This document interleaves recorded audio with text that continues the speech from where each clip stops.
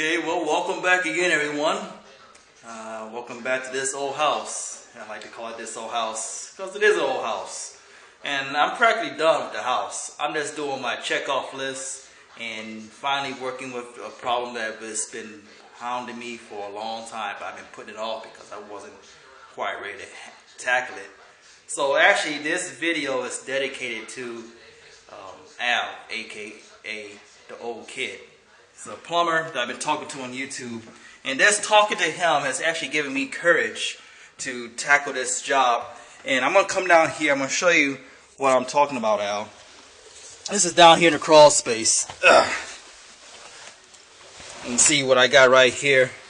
This is the valve that's leaking, and I want to change it all out with a new quarter turn ball valve. But in order to do that, I got to cut the water off below it. And it was this valve here, down here. This, I think this, they call it a seal. I mean a curb cock. I don't know if you can see it. There you go. Well, when I first turned this valve, maybe a couple months ago, water shot out everywhere. I got afraid, and I turned it back, and the water stopped. Then later on, there was a whole lot of black plastic all around the body of the valve. I cut that plastic off, and I noticed that this little hole right here was open, but it was just a little seepage of water coming out of it. I didn't understand how that worked, because I knew this hole was actually a what do you call it, a drain plug. It didn't have a screw in it. I put the screw in there recently, but I didn't understand that, so I figured that maybe the valve was damaged.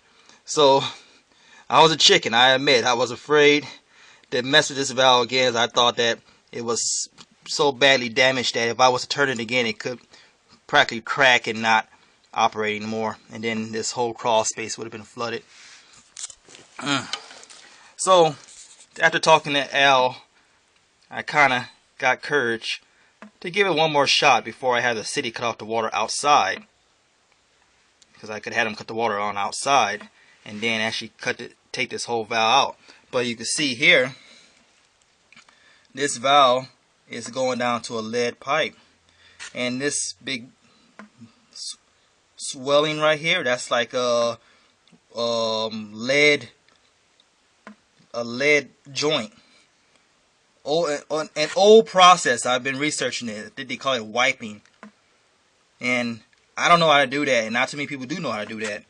So I would have to cut this off lower than that, and then deal with the lead pipe, which was a bigger deal because that lead pipe don't have threads on it. So long story short, I turned the valve. Water came out of here, but not bad. It's like a little small stream. And I plugged it. And no more leaks. So now what I'm going to do now is take these pipes loose that's going up. I'm going to work with this union here that's going up to that valve above the floor. And I'm actually going to do a little bit more. I'm going to take this elbow off this valve, and I'm going to run this valve back toward the crawl space. Let me come up above ground and show you what I'm going to do. When I mean run it, I mean I'm going to run piping all the way back here. All the way into this mechanical room / laundry room, and I'm going to put right here. I'm going to put right there the water meter and shut off valve. So I'm going to drill a hole, and I got me some PVC piping right here to do it, 3/4 inch. So yeah, I got this last big major plumbing job to do. Thanks, Al, for your support. And I'll show you a video of the finished project.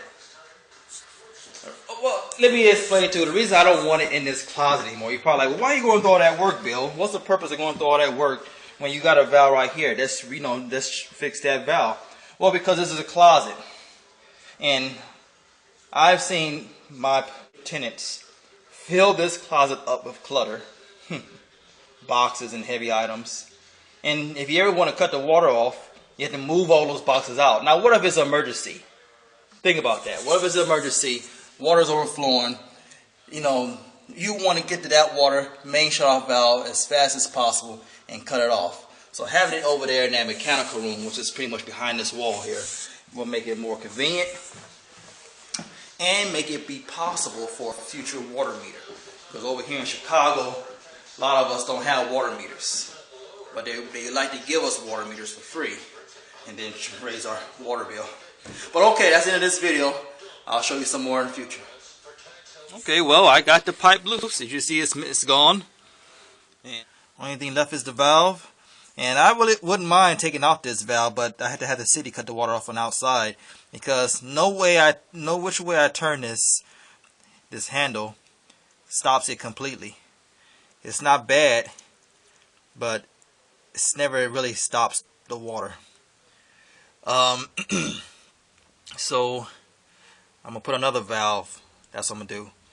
I'm gonna attach another valve to this, and that will stop the water completely. But now what I will do is run a pipe up and in that direction toward the room, and then another pipe coming from there going right back up to where the old pipe was at and connect here, which I took an old pipe loose and the old valve was here. See all the rot that old valve had done over the years? It rotted out the wood. Earthworms were actually in there. But the structure is still solid, so I won't have to worry about replacing the structure. So all that was done with the help of a reciprocating saw to cut the pipes and a few pipe wrenches, big baby, and special thanks to blowtorch, propane. And now I will begin to run some PVC. I'd rather do PVC, it's cheaper, and I will bring it above the house with galvanize for strength, and you'll see how it all works out in the end.